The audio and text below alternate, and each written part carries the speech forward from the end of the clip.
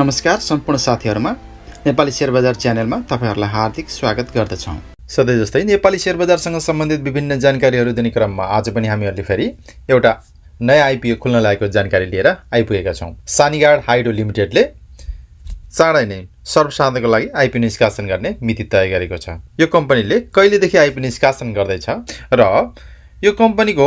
वित्तीय अवस्था कस्तो छ भन्ने कुराको जानकारी आज हामीहरुले यस भिडियोमा दिनेछौं। यी र यस्तै जानकारीहरु हेर्न र सुन्नको लागि हाम्रो च्यानललाई सब्स्क्राइब गर्न भने नबिर्सनु होला। र लागौं अब यो सानीगाड हाइड्रो लिमिटेडले कहिलेदेखि आईपीओ निष्कासन गर्दैछ भन्ने कुराको जानकारीतर्फ। यो कम्पनीले यही आउँदो जेठको 14 गतेदेखि सर्वसाधारणको लागि आईपीओ निष्कासन गर्न लागेको छ र यो कम्पनीले भनेको जेठको 14 गतेदेखि जेठको 20 गतेसम्म आवेदन दिन मिल्ने गरी आईपीओ निष्कासन गर्नेछ भने यदि जेठको 20 गतेसम्म हृदयपूर्वक पुरै आवेदन आइपरेन भने चाहिँ जेठको 28 गतेसम्म आवेदन दिन सकिनेछ। अब कति किता आईपीओ निष्कासन गर्दैछ त अबको निष्कासनमा? यो कम्पनीले भनेको जारी पुँजी 2 अरब 85 करोड रुपैयाँको 30% अर्थात 50 लाख रुपैयाँ बराबरको 85,50,000 किता शेयर चाहिँ निष्कासन गर्ने अनुमति पाएको थियो, जसमध्ये पहिलो चरणमा कम्पनीले चाहिँ 28,50,000 किता स्थानीयहरुको लागि निष्कासन गरिसकेको छ र त्यसैगरी विदेशमा बसेर रोजगार गरिरहेका नेपालीहरुको लागि पनि यसले 5,70,000 किता शेयर निष्कासन गरेर बाँडफाँड पनि गरिसकेको छ भने त्यसैगरी 2,85,000 किता शेयर चाहिँ म्युचुअल फन्डको लागि र 1,71,000 किता शेयर चाहिँ कम्पनीका कर्मचारीहरुको लागि निष्कासन र बाँडफाँड यसले गरिसकेको छ भने अब दोस्रो चरणमा चाहिँ बाँकी रहेको 46 करोड 74 लाख रुपैयाँ बराबरको प्रति किता 100 रुपैयाँ अंकित दरका 46,74,000 किता शेयर चाहिँ यसले निष्कासन गर्न लागेको छ भने यो आईपीओ मा चाहिँ न्यूनतम 10 किताका लागि आवेदन दिनुपर्ने हुन्छ भने अधिकतममा चाहिँ 20,000 कितासम्मका लागि आवेदन दिन सकिन्छ। र यो आईपीओ निष्कासनका लागि गराइएको क्रेडिट रेटिङमा चाहिँ कम्पनीले भनेको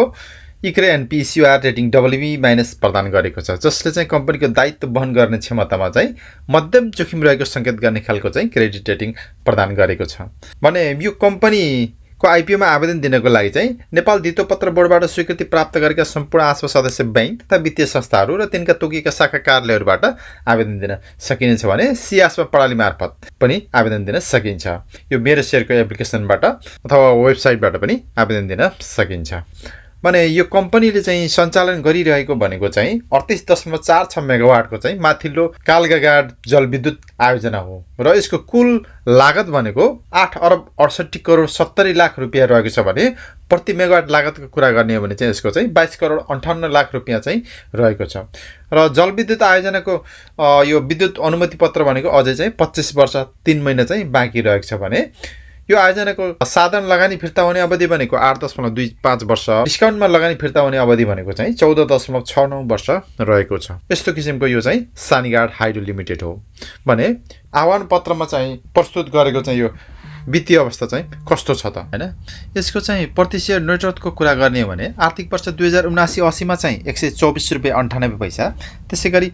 2080-81 मा चाहिँ 101 रुपैयाँ 58 पैसा र आर्थिक वर्ष 2081-82 मा चाहिँ 104 रुपैयाँ 57 पैसा यो वास्तविक विवरणमा छ भने त्यसैगरी यसको प्रक्षेपित विवरणको कुरा गर्ने हो भने आर्थिक वर्ष 2082-83 मा चाहिँ 114 रुपैयाँ 19 पैसा र 83-84 मा चाहिँ 121 रुपैयाँ 63 पैसा, त्यसैगरी 84-85 मा चाहिँ 130 रुपैयाँ 73 पैसा पुग्ने प्रक्षेपण गरिएको छ भने यसको पौष मसान्तसम्मको अप्रस्कृत विवरण अनुसार चाहिँ 113 रुपैयाँ 22 पैसा चाहिँ यसको प्रति शेयर नेटवर्क देखिन्छ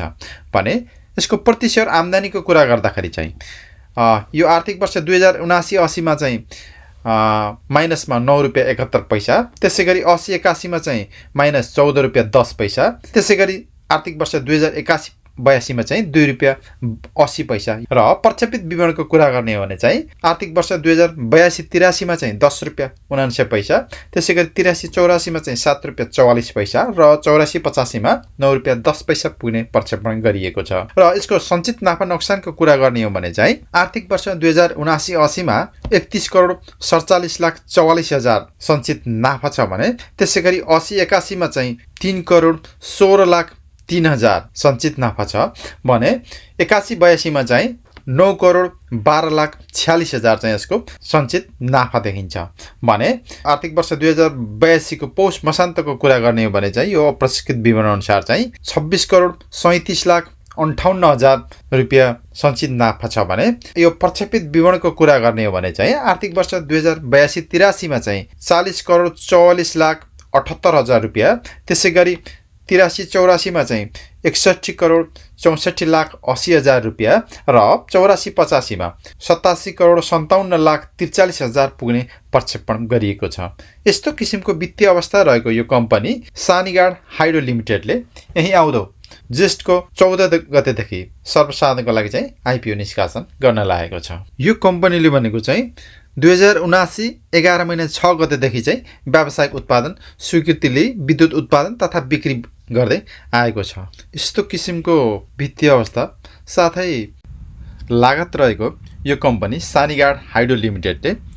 आइपिओ निष्कासन गर्ने मिति तय गरेको छ। यसमा हजुरहरूले आवेदन दिनको लागि तयारी गर्दै गर्नुहोला। हस्त, धन्यवाद।